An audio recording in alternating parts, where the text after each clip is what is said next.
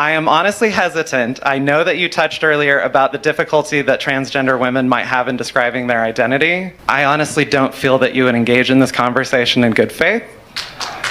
Then why are you here? Why did you stand up to talk to me if you don't want to have a conversation? They engage with Matt Walsh, challenging his assertion that no one would recognize them as a woman, explaining that friends and colleagues do acknowledge them as female. Walsh clarifies he never said no one would see them as a woman, but asserts that he personally views them as a man. All right. So first of all, listening to transgender people, and it was like, okay, this is a one-off, one person describing these things. Things like looking at yourself in the mirror and not recognizing yourself. Hearing compliments like, you are such an example, like a positive masculine role model.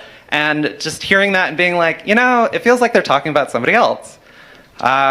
It means feeling alone, even when you're surrounded by guys, even when you have a lot of friends. And I was active in Boy Scouts. I'm an Eagle Scout.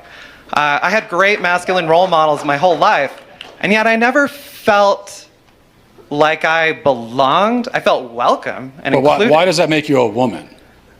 Because as opposed to just a man who doesn't get along with some other men, or a man who's depressed, or a man who doesn't feel at home totally in his body, which, by the way, is a pretty universal human experience. Everybody goes through it at one time or another. So in what way does that make you a woman, though? And it's interesting you're telling me that you listen to the experiences of other transgender people. Well, yeah. But what about women?